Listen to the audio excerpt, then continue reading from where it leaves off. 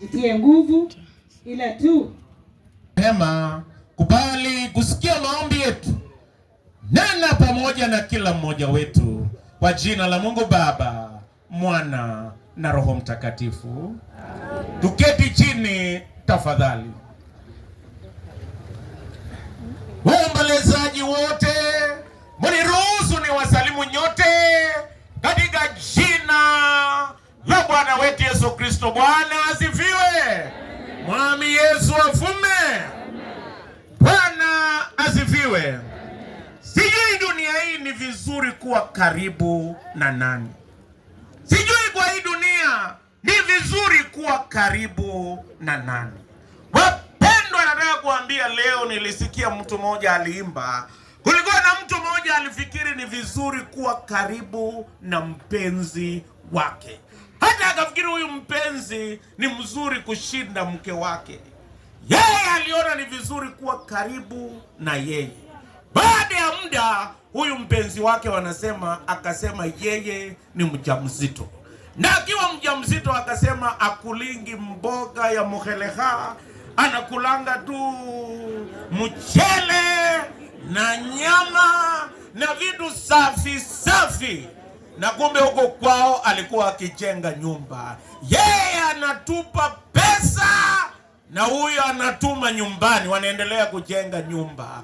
Baadaye akaendelea kuitisha, anahitaji kukaa Mombasa. Hii mtoto hatakikani kukaa hapa, mwenye ako kwa tumbo. Yeye akatuma pesa, akaenda Mombasa, yeye akajenga. Baada ya miezi 3 akaweka nyumba roof.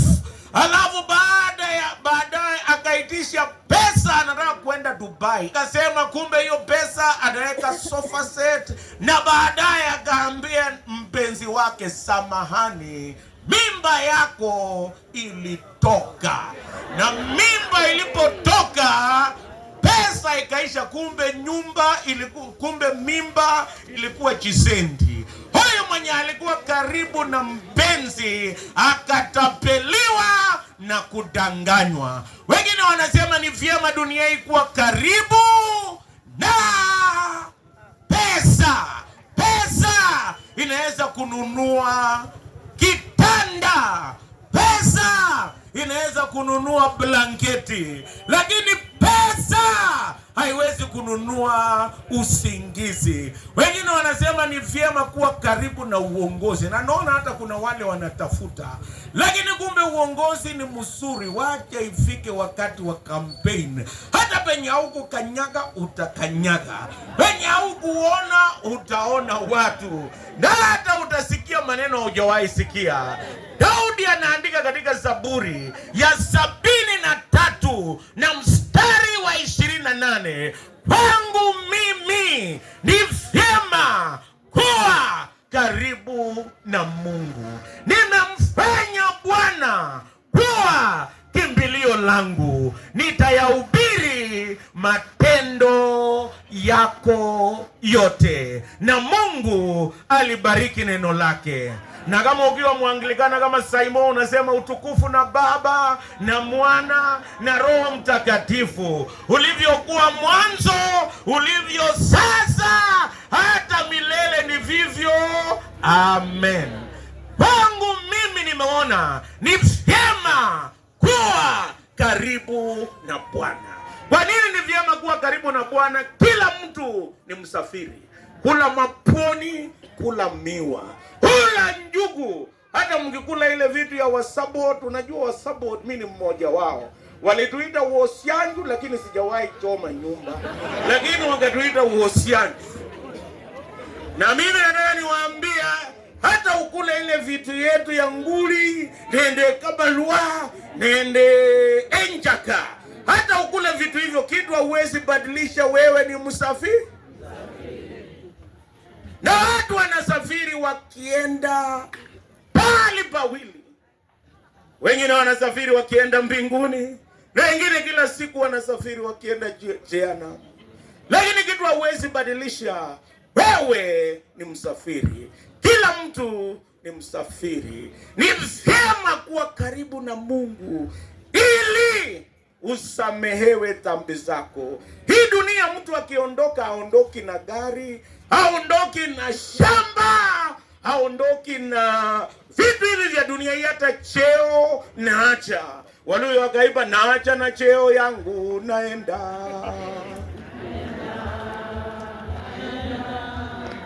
Naacha na cheo yangu naenda. Na wasaboti kama mimi na mwinjilisi tunaimba, naacha na shamba yangu naenda. Naenda, naacha na shamba yangu naenda. Na watu wapande, naacha na endika yangu na bibi naenda. Naenda, naacha na ndika yangu naenda. Naenda. Ni vyema kuwa karibu na Bwana. Ukiwa karibu na Bwana unapata tikiti ya kwenda mbinguni. Wengine watapata hapa tikiti ya kwenda uchaguzi kupitia chama, wanasema Shiva Raya Ford Kenya. Wengine watapata ya UDA, wengine watapata ya chama yaitwa DCP ya kusikia ground, wengine watapata ya ODM. Lakini tikiti kubwa ni ya kupata ya kwenda mbinguni. Je, mnajua tikiti ya chama yote inaishanga dunia hii? Ni vyema upate tikiti ya kwenda mbinguni. Heri mtu yule ambaye ako karibu na Bwana, dhambi zake zimesamehewa. Bwana asifiwe. Jambo la pili, heri kuwa karibu na Bwana ili ubadilishwe.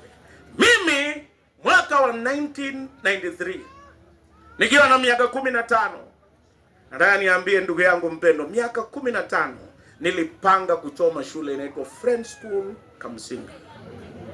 Miaka 15. Hadi headmaster aliponiangalia akasema, this man is beyond repair. Umeona baiskeli beyond repair? Haina frame, haina frame. Penye unapeleka ni scrapyard. Mimi nilikuwa namna hiyo.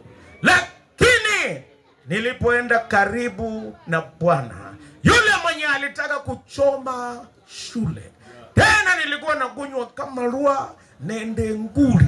Hata nikaongeza ile ingine mrefu inaitwa enjaka, yenye mtu macho inatoka nje kama ya ng'ombe. Hula ugali bila kupaa mfululizo, na hata kunywa maji zaidi. Nataka niwaambie mimi nilikuwa namna hiyo, lakini habari njema ni ya kwamba nilipokuwa karibu na Bwana akanibadilisha. Ni Yesu peke yake ndiye anabadilisha watu. Chief alisema watu watapigwa kiboko, lakini kiboko ni ya muda. Mtu akitoka jela amesahau, lakini ukiwa karibu na Yesu, yeye anakubadilisha. Ya kale anapita, tazama yanakuwa mapya. Ni vyema kuwa karibu na Bwana. Ukiwa karibu na Bwana, yeye anakubadilisha. Anageuza mtu ambaye alikuwa na historia tofauti. Ndio mimi najua Yesu amekuja hapa atalete mabadiliko katika jina la Yesu Kristo. Unahitaji tu kuwa karibu na yeye. Na sisi tunaimanga karibu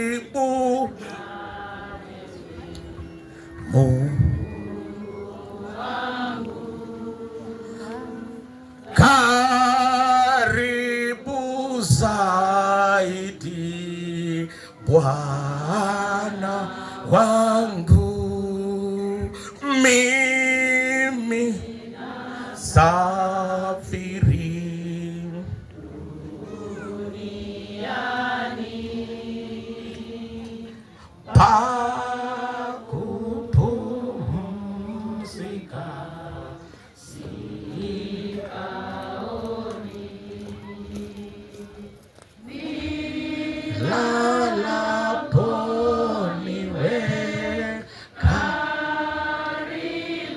Yaani nimeshangaa wapendwa, nimeshangaa pamoja hapo wapendwa.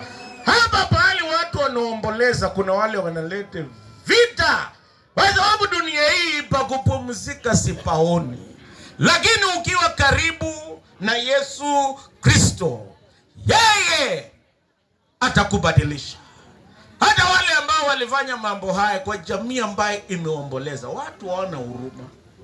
Na hata wengine wanauza pombe, ni wakati wa kutafuta pesa, hawana huruma. Lakini Yesu anaweza kuwabadilisha katika jina la Yesu Kristo. Hata ukiwa karibu na pesa na ukose kuwa karibu na Yesu, hakuna penye unaenda. Kwangu mimi, sijui kwako, kwangu mimi nimeona ni vyema kuwa karibu na Bwana. Jambo la pili, nimeona ni vyema kumfanya Bwana kuwa kimbilio langu.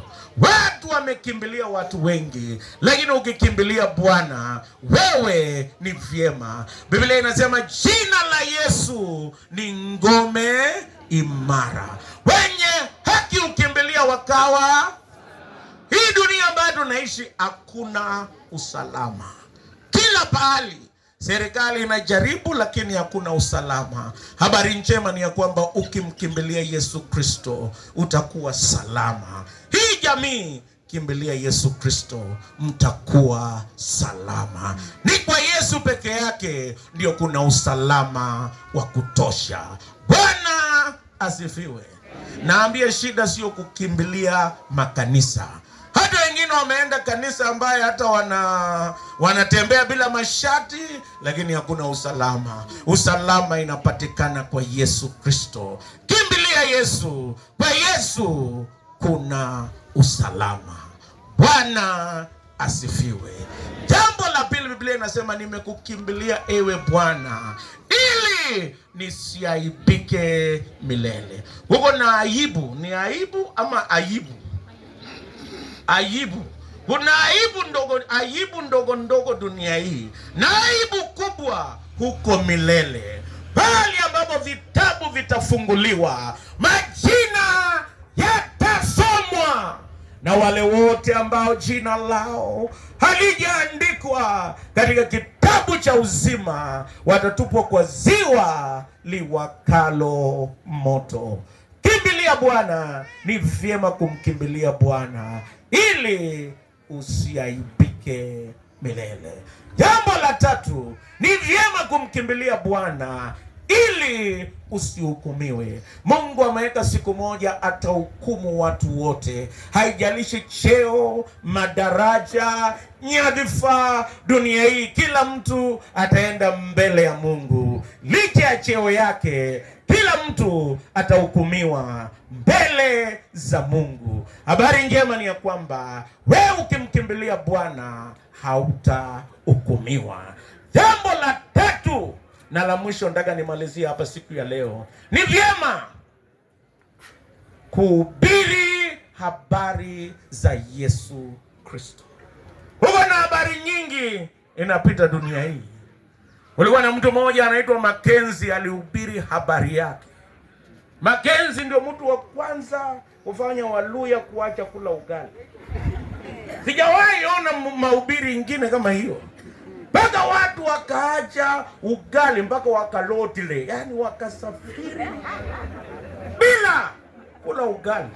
Na kuna watu walilipa fare kwenda mpaka kwa Mackenzie kusikia mahubiri ya Mackenzie. Wengi hawakupatikana na hawakuonekana, walizikwa Shakahola. Mahubiri ya Mackenzie iliishia Shakahola. Huko na mahubiri mengi. Leo mimi nataka kuhubiri habari za Yesu Kristo. Aliposulubiwa, akalia akasema, Eloi, Eloi, lama sabakthani, Mungu wangu, mbona? Akasema, Bwana uwasamehe watu hawa, kwa sababu hawajui lile wanalo. Unajua, hata ukikosa kusamea watu wengine unajiumiza mwenyewe. Kama wewe ni bibi ukatae kusamea bwana yako, nani ndio atasonga ugali? Ama kufuka, nani atafuka ugali? Hata ukunje uso utaimba tu, Bwana Yesu atakuja vumbi. Yani mpaka ugali ive. Na ukipelekea bwana yako anaonanga sura yako ama ugali. Wazee wengine wanaona busie peke yake, gali anafyeka yote, wewe unaumia.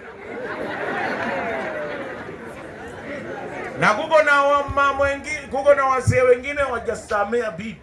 Hata ukienda ucheze pool, ikifika saa 4 ya usiku watafunga. Hata ukitaka kukaa na watchman anasema sikaingi na watu kama wewe saa hii. It's very dangerous. Wewe enda nyumbani.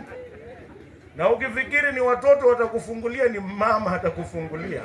Na mama akifika umri fulani hauwezi fukuza, wewe ukitaka wewe ndio utaenda. Yeye atabakia, misisi iko chini. Wewe unaumia kwa sababu ya kutosamee. Nataka kusema ya kwamba samee. Yesu akasema uwasamee kwa sababu hawajui lile wanalo. Kwa jina ya Steve, samea mtu mwenye ulibeba.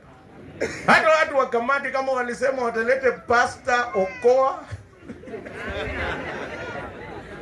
Unajua Pastor Okoa ikiwa penye iko kitu atachukua, lakini akikosa chochote anapanda Hendrika na anaenda.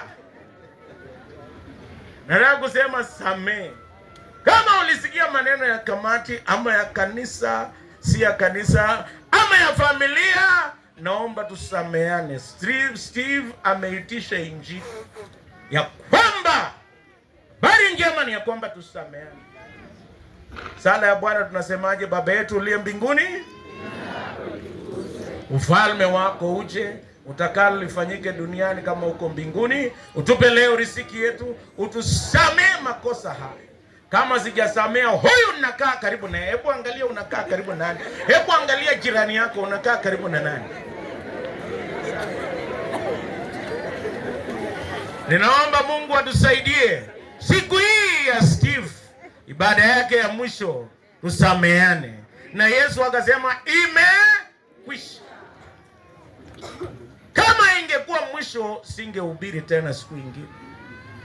Mafarisayo na Masadukayo, kwanza Nikodemu aliyemwendea usiku na Yosefu wa Arimathea, wakaenda wakaomba, wakasema tupatie mwili wa Yesu Kristo tuweke. Wakapewa mwili, wakaweka pahali ambapo hakuna mtu mwingine amewekwa, na wakafunika na jiwe. Mafarisayo na Masadukayo wakasema huyu muongo alisema atafufuka siku ya 3. Tupatie askari wachunge. Kama ingekuwa Kenya sijui ni wale operation ama gani, nafikiri chief angetuambia. Wakawekwa kwa kaburi, ama walikuwa ni askari wa chief, sielewi. Wakawekwa kwa kaburi ya Yesu Kristo. Siku ya kwanza nataka nipatie askari 100%, yani girip nyagaram, yani kwa wale hawelewi lugha ya mlimani, walichunga vizuri. Siku ya pili askari walichunga vizuri, lakini siku ya 3 Yesu akapatia shetani technical knockout ya mwisho. Akachukua vifunguo vya kifo na vya mauti. Jiwe likapiringishwa, askari wakaanguka ni kama wamekufa. Kukakuwa na mtetemeko wa ardhi na Yesu akafufuka. Elijah Masinde na Meme bado analala. Ingawa Bukusu walimba Najire Sayuni Maeni, walifikiri hapo Maeni ni Sayuni, lakini saa hii hakuna mboga, iko shida mingi, lakini bado analala. Buddha wa Waislamu wa Wahindi analala, Muhammad analala, lakini Yesu Kristo akafufuka, akapaa kwenda mbinguni. Waanglikana wanasema kutoka huko atakuja kwa hukumu watu walio hai na waliokufa. Yesu yu hai. Nahubiri habari njema ya kwamba Yesu alikufa, akateswa, akafufuka na anarudi tena. Akasema yeyote aniaminie hata kama hajakufa atakuwa hai. Kuna matumaini kwa hii familia. Yesu ni wa matumaini. Mimi ninaamini ya kwamba hii mambo ambayo mlikuwa mkisema itaendelea, haitaendelea tena.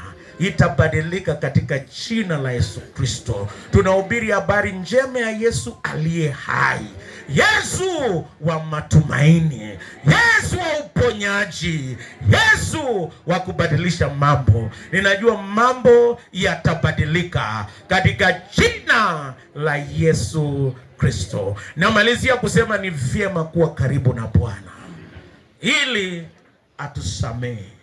Jambo la pili, ni vyema kumfanya Bwana kuwa kimbilio letu. Jambo la mwisho, ni vyema kuhubiri habari njema ya Yesu aliyefufuka na yu hai. Hii familia itasimama katika jina la Yesu Kristo. Na tuombe.